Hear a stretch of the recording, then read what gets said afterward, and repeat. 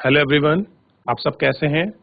मैं उम्मीद करता हूं कि बहुत अच्छे होंगे और अपनी पढ़ाई को बहुत अच्छे से कर रहे होंगे। मैं Akash Kumar Bhadana, ICT virtual classroom में आपका बहुत बहुत स्वागत है मेरे प्यारे बच्चों।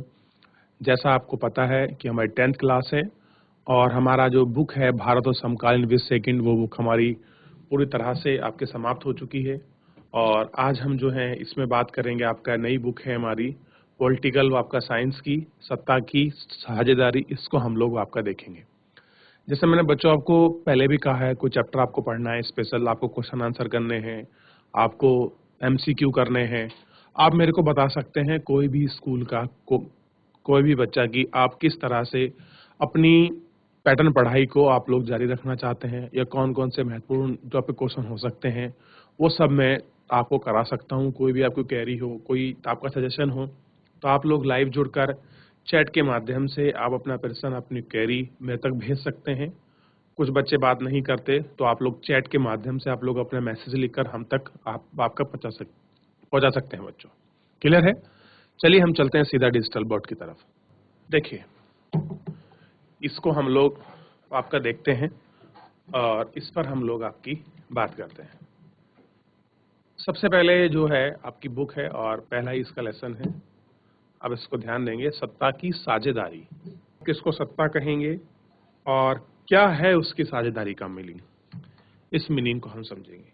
सत्ता, आइए एक छोटी सी कहानी के साथ, स्टोरी के साथ हम चीज़ों को आपका देखते हैं और हम लोग इसको अपनी चीज़ों को शुरू करते हैं और समझने का प्रयास करते हैं।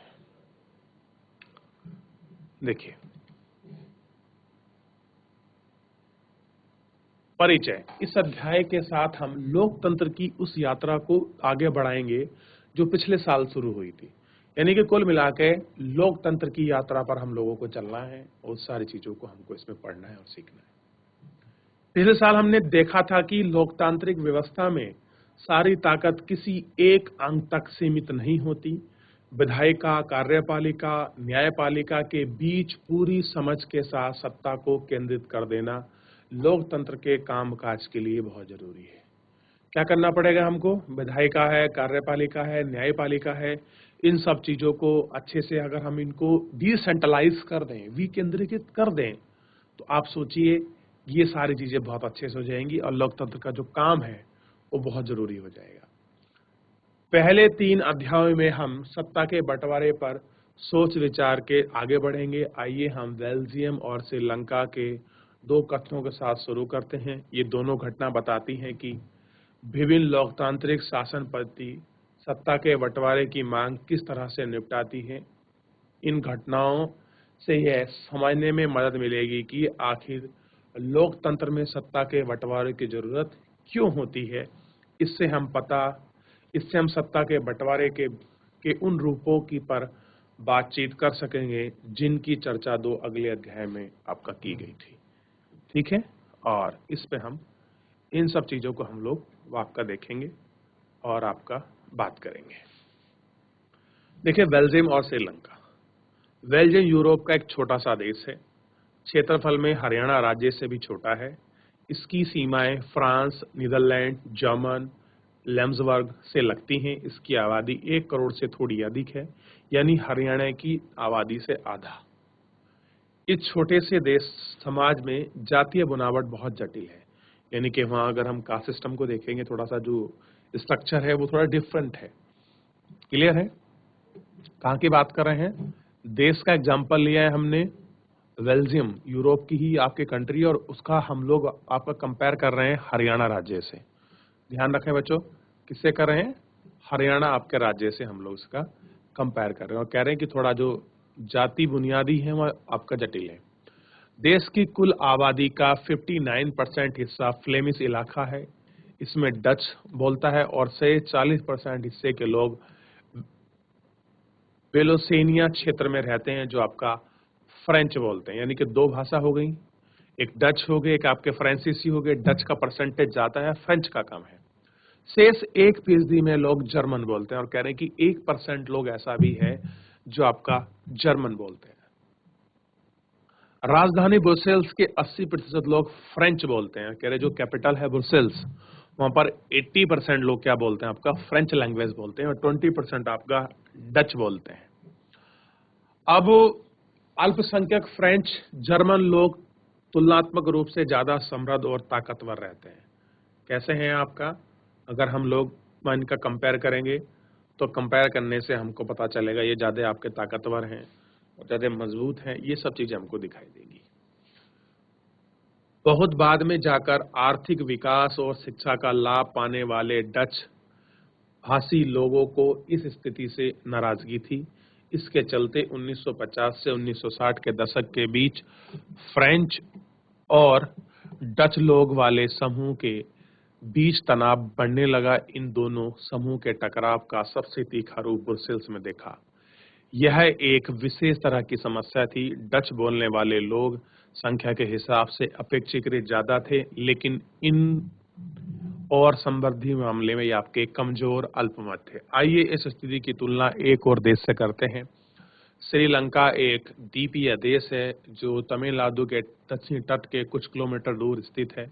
इसकी आबादी करीबन 2 करोड़ है, यानी कि हरियाणा के बराबर है। दक्षिणी एशिया के अन्य देश की तरह श्रीलंका की आबादी भी कहीं जातीय समूह के लोग में है। सबसे प्रमुख समाजीय समूह सिंघोली का है, जिनकी आबादी का कुल जनसंख्या का 74% है। सिंघाली जनसंख्या कितनी है बच्चों आपका 74% है। अब देखिए यहाँ हम अब क्या कर रहे हैं, हम इनकी तुलना कर रहे हैं किससे, श्रीलंका में। और श्रीलंका की तुलना से करी है, दक्षिण से किलोमीटर दूर स्थित है ये, ठीक। तमिल, फिर आपका तमिलों का नंबर आता है, जिनकी आबादी का कुल समूह 18% है। तमिलों में भी 2 समूह हैं, श्रीलंकाई मूल और दूसरे कौन से हैं बच्चों, जिनके तमिल प्रतिशत हैं, और हिंदुस्तानी तमिल जो औपनिवेशिक शासन काल में बागानों में काम करने के लिए भारत लाए गए थे, और ये उन लोगों की संतान है। अब देखिए हुआ क्या था, एक तो वो तमिल है जो वहां पहले के मूल नेटिव हैं, जो वहीं रह रहे हैं वहां के ही, और दूसरे तमिल कौन है बच्चों, दूसरे तमिल वो हैं जो भारत द्वारा औपनिवेशिक शासन काल के अंतर्गत उनको जबरदस्ती कैद करके श्रीलंका में चाय बागानों में, कॉफी बागानों में काम करने के लिए उनको लाया गया था। वो लोग वहीं रह गए और बस गए, इस तरह से अपने जीवन पालन किया। अब देखिए मौजूद श्रीलंका के नक्शे पर गौर करें तो आप पाएंगे कि तमिल मुख्य रूप से उत्तर और पूर्वी प्रांत का आबाद है। अधिकतर सिंघाली भाषा लोग बौद्ध हैं, जबकि तमिल भाषी लोग कुछ हिंदू तो कुछ मुसलमान हैं। श्रीलंका की आबादी में ईसाई का हिस्सा 7% है और वो सिंघाली तमिल दोनों बोलते हैं। जरा सोच के देखिए कि ऐसी स्थिति क्या हो सकती है कि बेल्जियम और डच के ये बेल्जियम और बाप के डच भाषी लोग बड़ी संख्या में बल पर फ्रांसीसी और जर्मन भाषी लोगों की अपनी इच्छा थोप सकते हैं। सिंपल क्या कहने की कोशिश है कि जो बहुसंख्यक लोग हैं वो कम संख्या वाले लोग पर अपनी चीजों को थोप सकते हैं, इस तरह का डर है जो आपका रहेगा। इसके बीच की लड़ाई और बढ़ जाती है, संभव था इससे देश बट जाता है और ब्रुसेल्स पर दोनों पक्ष अपना अपना दावा ठोकते हैं। श्रीलंका में सिंघाली आबादी बहुत और ज्यादा था, वे मुकम्मल से अपनी मनमानी आपके चला सकते हैं। आइए अब यह देखते हैं कि दरअसल में दोनों देश में क्या क्या हुआ, ठीक है। अब देखिए श्रीलंका में बहुसंख्यकवाद, ये श्रीलंका में क्या है आपका बहुसंख्यकवाद है। सन 1948 में श्रीलंका स्वतंत्र राष्ट्र बना। सिंघाली समुदाय ने नेताओं ने बहुसंख्या पर बल के शासन पर प्रभुत्व जमाना चाहा। इस वजह से लोकतांत्रिक रूप में निर्वाचित सरकार ही सिंघाली समूह की प्रभुत्वता कायम करने के लिए अपनी बहुसंख्यक परास्ती के तहत कदम उठाई गई। 1956 के तहत कानून बनाया गया, जिसके तहत तमिल के दरकिनार करके सिंघाली को एकमात्र राजभाषा घोषित कर दिया गया। विश्वविद्यालय और सरकारी नौकरी में सिंघाली को प्राथमिकता देने की नीति भी चली। नए संविधान में यह प्रावधान भी किया गया कि सरकार बौद्ध मत को संरक्षण देगी और बढ़ावा देगी। एक एक करके आई इन सरकारी फैसलों ने श्रीलंकाई तमिल की नाराजगी और शासन को लेकर बेगानापन बढ़ाया। उन्हें लगा कि बौद्धालंबी धर्माद्री सिंघी का नेतृत्व वाली सारी राजनीतिक पार्टियां उनकी भाषा और संस्कृति असंवेदनशील है। इन लोगों को संविधान और सरकार की नीति और उनके समान राजनीतिक अधिकारों से वंचित कर रही है। क्या कर रही है? जो उनके राजनीतिक अधिकार हैं, जो उनके पॉलिटिकल राइट हैं, वो उनको आपका वंचित कर रही है। ठीक है। नौकरी और फायदे के अन्य कामों के साथ भेदभाव हो रहा है और इनके हितों की अनदेखी आपका की जा रही है। परिणाम से यह हुआ कि तमिल और सिंघाली समुदाय के संबंध बिगड़ते चले गए। श्रीलंका के जातीय समूह और ये सारी चीजें इसमें बिगड़ी। श्रीलंकाई तमिलों ने अपनी राजनीतिक पार्टी बनाई और तमिल को राजभाषा बनाने के लिए क्षेत्रीय स्वतंत्र हिस्सा तथा शिक्षा तथा रोजगार के समान अवसरों की मांग को लेकर संघर्ष किया। लेकिन तमिलों की आबादी वाले इलाकों में स्वायत्तता की मांगों को लगातार आपका नकार दिया गया। 1980 के दशक तक उत्तर पूर्वी श्रीलंका में स्वतंत्र आपके तमिल सरकार बनाने की मांग को लेकर अनेक राजनीतिक संगठन बने। श्रीलंका में दो समुदाय परस्पर अविश्वास के बड़े टकराव के रूप में हुआ। यह टकराव गृह युद्ध का परिणाम हुआ। परिणाम स्वरूप दोनों पक्षों में हजारों लोग आपके मारे जा चुके थे। अपने परिवार, अपने मुल्क से भाग का शरणार्थी बन गए थे। इनसे भी कई गुना ज्यादा लोगों की रोजी रोटी चौपट हो गई थी। आपने पढ़ा है कि अर्थशास्त्र की पाठ्य पुस्तक के पहले अध्याय में हमारे क्षेत्र की देश के आर्थिक विकास, शिक्षा और स्वास्थ्य की मांग श्रीलंका का रिकॉर्ड सबसे अच्छा रहा, पर वहां के गृह युद्ध के मुल्क के सामाजिक, सांस्कृतिक और आर्थिक जीवन से काफी परेशानी आपकी पैदा हुई। 2009 में युद्ध गृह का अंत हुआ। बेल्जियम की साझेदारी, अब देखते हैं कि बेल्जियम की कैसी आपकी साझेदारी रही, क्या हिस्सा। यानी कि इस कहानी में दो कहानी को नरेट करके उनको जोड़कर समझाया गया। एक तब श्रीलंका की स्थिति को लिया गया, दूसरा बेल्जियम की, और दोनों की स्थिति का अंतर बताते हुए हमको समझाया कि किस प्रकार का उनमें डिफरेंसेस है। अब समझिए थोड़ा सा। बेल्जियम के नेताओं ने श्रीलंका से अलग रास्ता अपनाने का फैसला किया। जिस तरह का रास्ता श्रीलंका के लोगों ने अपनाया उससे डिफरेंट लिया। उन्हें क्षेत्रीय अंतरों और संस्कृति विविधता को स्वीकार किया। कह रहे जो भी हमारे यहाँ रीजनल अंतर हैं और जो हमारे यहाँ कल्चर डिफरेंसेस हैं उनको हम लोग एक्सेप्ट करते हैं। 1970 और 1993 के बीच उन्हें अपने संविधान में 4 संशोधन सिर्फ इस बात के लिए कि देश में रहने वाले किसी भी आदमी को बेगानापन एहसास ना हो। क्या ना हो? आपका बेगाना जो पन है वो एहसास ना हो, सभी मिलजुल कर रह सकते हैं। उनके लिए जो व्यवस्था बहुत ही कल्पनीय थी वह कोई और देश नहीं कर सकता है। बेल्जियम के मॉडल विशेष जानकारी दिखाते हैं कुछ बॉक्स में। संविधान में इस बात का स्पष्ट प्रावधान है कि केंद्रीय सरकार में डच और फ्रांसीसी मंत्रियों की संख्या समान रहेगी। कुछ विशेष कानून तभी बनाए जाएंगे जब भाषी समूह के संसद का बहुत पक्ष में होगा। इस प्रकार के एक समूह को लोग एक तरफा फैसला कर सकते हैं। केंद्र सरकार ने अनेक शक्तियां देश के 2 इलाकों के क्षेत्रीय सरकार को सुपर्द कर दी, यानी कि राज्य सरकार केंद्रीय सरकार के अधीन है। ब्रुसेल्स में अब अगले सरकार इसके दोनों फ्रांसीसी लोग ब्रुसेल्स के समान प्रतिनिधित्व स्वीकार किया, क्योंकि डच भाषी लोग केंद्रीय सरकार की बराबरी का प्रतिनिधित्व किया। केंद्रीय और राज्य सरकार के अलावा यहाँ तीसरे की सरकार काम करती है, यानी कि सामुदायिक सरकार। इन सरकार का चुनाव भी बोलने वाली लोगों को समझते हैं। डच, फ्रेंच और जर्मन बोलने वाले लोगों में चाहे जहां भी रह सकता है समुदाय सरकार को चुनते हैं।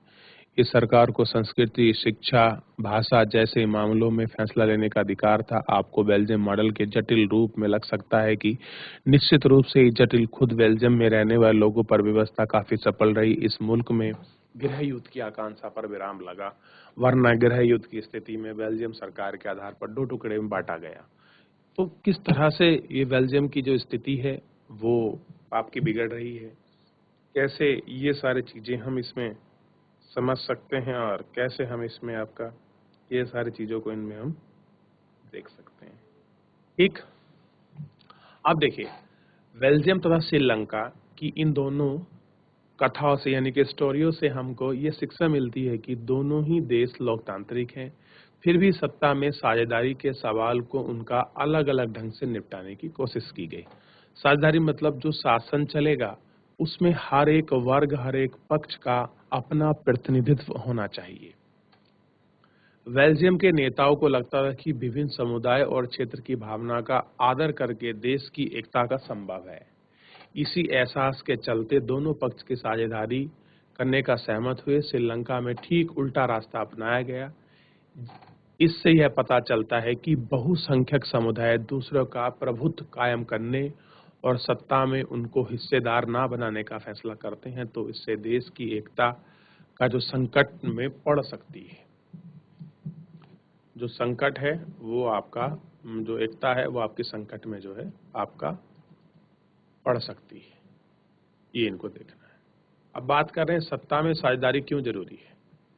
इस प्रकार सत्ता के बंटवारे के पक्ष में दो तरह के तर्क दिए जाते हैं। पहला, सत्ता का बंटवारा ठीक है क्योंकि इसके विभिन्न सामाजिक समूह के बीच बंटवारे का आदेश कम हो जाता है। चूंकि सामाजिक टकराव आगे बढ़कर हिंसक व राजनीतिक स्तर का रूप लेता है, इसके लिए सत्ता में हिस्सा देना राजनीतिक व्यवस्था के स्थायी रूप से अच्छा है।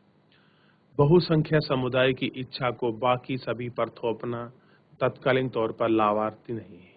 आगे चलकर यह देश अखंडता के लिए घातक हो सकता है। बहुसंख्यक का अंत सिर्फ अल्पकाल से ही परेशानी पैदा नहीं करता, अक्सर यह बहुसंख्यक ही बहुत बर्बादी के कारण बनते हैं। सत्ता का बंटवारा लोकतांत्रिक व्यवस्थाओं के लिए ठीक है। इसके विपरीत में एक और बात कही जाती है। क्या बात कही जाती है कि वह बात कहीं ज्यादा गहरी है। सत्ता की साझेदारी दरअसल लोकतंत्र की आत्मा है। लोकतंत्र का मतलब ही होता है कि जो लोग इस शासन व्यवस्था के अंतर्गत हैं उनके बीच में सत्ता आ जाए और इसके सारी ढेर हैं। इसलिए वैध सरकार वही है जिसकी अपनी भागीदारी के माध्यम से सभी समूह शासन व्यवस्था से जुड़ते हैं। कैसे जुड़ते हैं? सभी जो शासन व्यवस्था है से जो लोग हैं वो आपका जुड़ते हैं। इन दो तर्कों में से एक युक्त परक और दूसरे को नैतिक तर्क कहते हैं। युक्त परक या साझेदारी का तर्क लाभकर परिणाम को जोड़ देता है, ताकि नैतिक तर्क सत्ता के बंटवारे के अमूर्त महत्व को बताता है कि हमारा क्या महत्व है। इस अमूल महत्व को हमको समझाने की कोशिश करता है। ठीक है, खलील की जो उड़ान है, थोड़ा इसको हम लोग आपका देख लेते हैं और इसको समझते हैं कि क्या उड़ान है खलील की। जैसा कि होता आया है कि इस बार भी विक्रम रात की खामोशी में अपनी मोटरसाइकिल चलाता रहा। वह बेताल उसी पीठ पर बैठा था जो हमेशा की तरह भी यह सोचकर कि विक्रम को नींद ना आए, तो बेताल ने कहानी सुनाना शुरू किया और कहानी कुछ इस प्रकार की थी।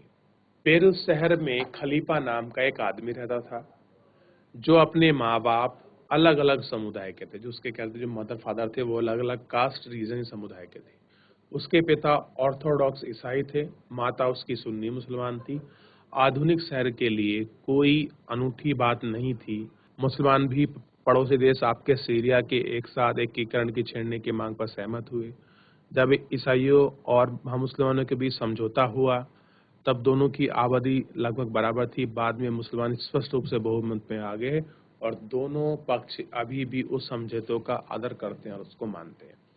यानी कि जो समझौता हो गया, जिस आदर रेस्पेक्ट के साथ जो चीजें डिसाइड कर ली गई, उस डिसाइड पर वो लोग कंटिन्यूअस वहीं खड़े हैं और उसको पूरा अच्छी तरह से उसको फॉलो कर रहे हैं और पूरा अच्छी तरह से उसको मान भी रहे हैं। वो अपनी कमिटेड पर, वो अपनी बातों पर फुलफिल करती हुई उस योजना के अंतर्गत आपका खड़े हुए हैं और उनको देख रहे हैं कि क्या चीजें हैं और किस तरह से ये आपका हो रहा है।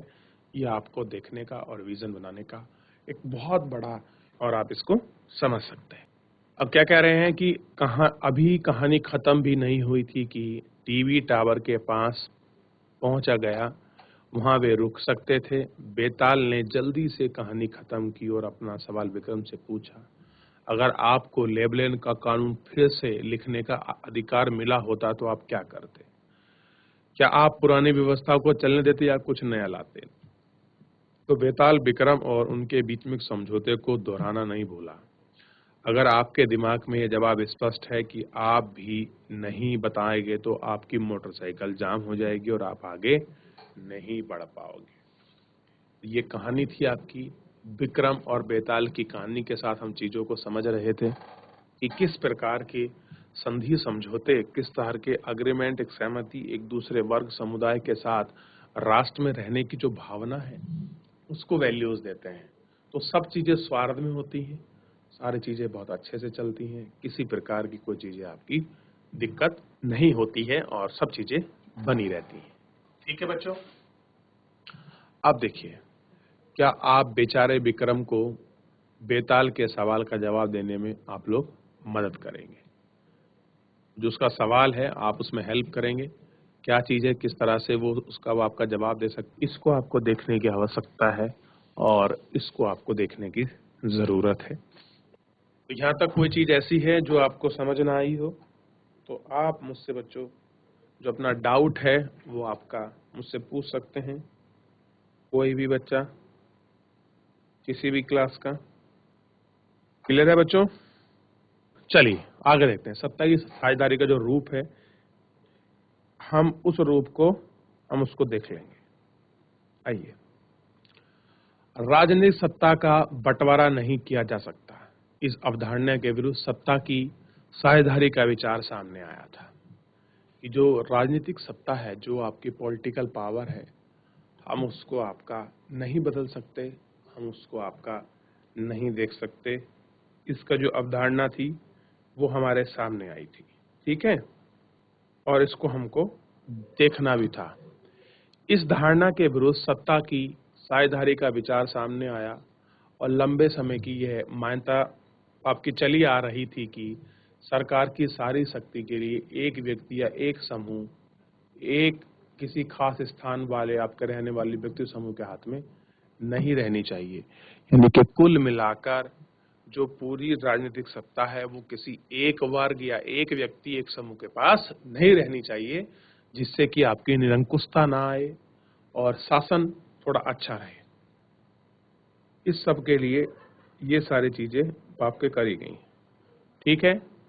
अगर फैसले लेने की शक्ति बिखर गई तो तुरंत फैसले लेने और उन्हें वसूल करना संभव नहीं होगा।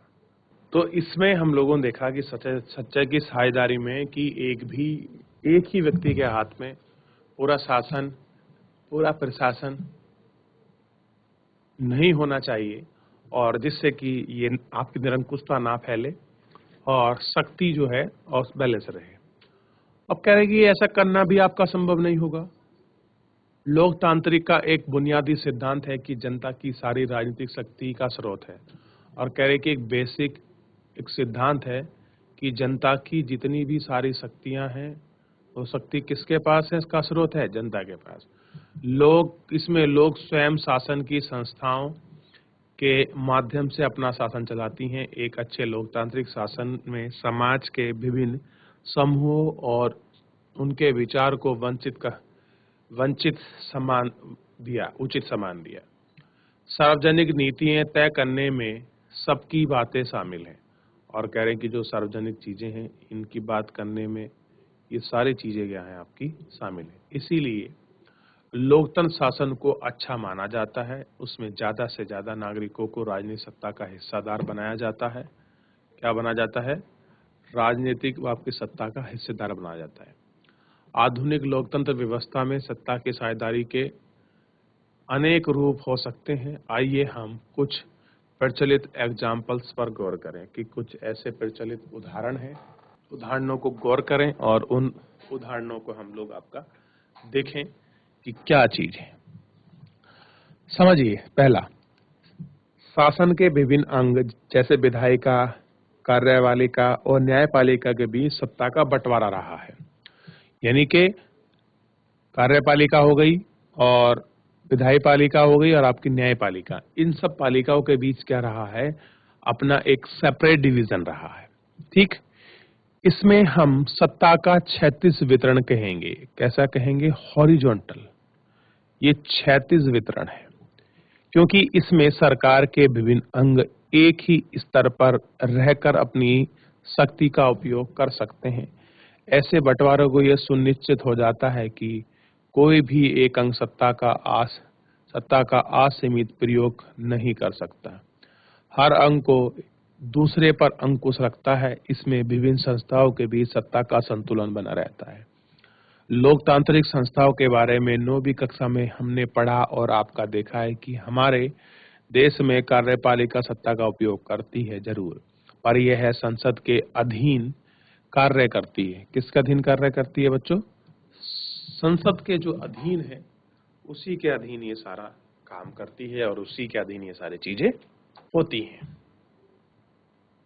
न्यायपालिका की नियुक्ति कार्यपालिका आपकी करती है। कह रहे जो न्यायपालिका की नियुक्ति है कौन करती है? आपकी कार्यपालिका करती है। पर न्यायपालिका ही कार्यपालिका पर और विधायक पालिका द्वारा बनाए गए कानूनों पर अंकुश लगाती है। अब देखिए कितना अद्भुत है कि न्यायपालिका की नियुक्ति कौन करती है? कार्यपालिका। लेकिन कार्य और विधायी पालिका का जितना भी कानून बनाते हैं उसको अंकुश लगाना काम किसके पास है? आपका न्यायपालिका के पास।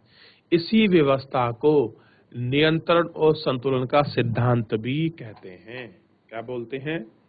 नियंत्रण और संतुलन का आपका जो सिद्धांत है, यह सिद्धांत भी इसी में कहा जाता है। आपको ध्यान रखना है कि न्यायपालिका की नियुक्ति कार्यपालिका करती है, पर न्यायपालिका ही कार्यपालिका और विधायी पालिका द्वारा बनाए गए कानूनों को अंकुश लगाती है। इसी व्यवस्था को नियंत्रण एवं संतुलन की व्यवस्था भी कहते हैं। क्या बोलते हैं? नियंत्रण एवं संतुलन की जो व्यवस्था है इसे को ही हम मानते हैं। दूसरे पॉइंट पर आइए। सरकार के बीच भी विभिन्न स्तरों पर सत्ता का बंटवारा हो सकता है। जैसे पूरे देश के लिए एक सामान्य सरकार हो, फिर प्रांत या क्षेत्र में अलग अलग सरकार रहें। पूरे देश के लिए बनाने वाली ऐसी सरकार को अक्सर संघ या केंद्र सरकार कहते हैं। प्रांतीय या क्षेत्रीय स्तर की सरकार को हर जगह अलग अलग नामों से पुकारा जाता है। भारत में हम इन्हीं राज्य सरकार कहते हैं। हर देश में बंटवारा ऐसे ही नहीं, कई देशों में प्रांतों में या क्षेत्र सरकार होती हैं, लेकिन हमारी तरह जिनकी कोई ऐसी व्यवस्था वहाँ के संविधान में स्पष्ट इसका उल्लेख है। कैसा उल्लेख है इस चीज का? आपका स्पष्ट उल्लेख है कि केंद्र और राज्य सरकार के बीच सत्ता का बंटवारा किस तरह से होगा। बेल्जियम में तो यह काम हुआ है, पर श्रीलंका में नहीं हुआ। राज्य सरकार नीचे के स्तर पर सरकार की ऐसी व्यवस्था हो सकती है। नगरपालिका और पंचायत ऐसी इकाई हैं जो उच्चतर और निम्नतर सरकारों के बीच सत्ता के ऐसे बंटवारे के ऊर्ध्वाधर वितरण कहा जाता है। हम अगले अध्याय में इसकी चर्चा करेंगे। सत्ता का बंटवारा विभिन्न सामाजिक समूह, मसलन भाषाई और धार्मिक समूह के बीच हो सकता है। बेल्जियम में सामुदायिक सरकार इस व्यवस्था का एक अच्छा एग्जाम्पल है। कुछ देशों के संविधान और कानून इस बात का प्रावधान है कि सामाजिक समूह रूप से कमजोर समुदाय और महिलाओं को विधायिका और प्रशासन में हिस्सेदारी दी जाए। पिछले साल हमने अपने देश में प्रचलित आरक्षित चुनाव वाली ऐसी व्यवस्था के बारे में पढ़ा था। इस तरह की व्यवस्था विधायिका और प्रशासन में अलग अलग सामाजिक समूहों को हिस्सेदारी बनाई की जाती थी, ताकि लोग खुद के शासन से अलग ना समझें। अल्पसंख्यक लोग को इसी तरीके से आपके सत्ता में आपके रुचि देने की थी। सामाजिक विविधताओं में शासन भागीदारी की अलग अलग तरीकों से हम जो इकाई हैं हम उन पर आपकी चर्चा कर चुके हैं। सत्ता के लिए बंटवारे का यही रूप एक विभिन्न प्रकार के दबाव समूह और आंदोलन द्वारा शासन को प्रभावित और नियंत्रित करने के लिए आपके तरीके के लक्ष्य भी करते हैं।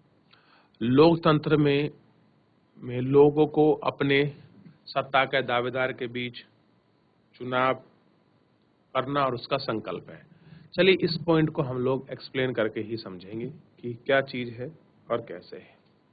तो आज के इस लेक्चर के अंतर्गत हम लोगों ने श्रीलंका और आपका बेल्जियम की स्थिति को पढ़ा और सारी चीजों को समझा कि आपका किस प्रकार की वहां स्थिति थी और कैसे आपके जो आपकी सत्ता की साझेदारी का भाग एक दूसरे ये बाप के बन रहे थे।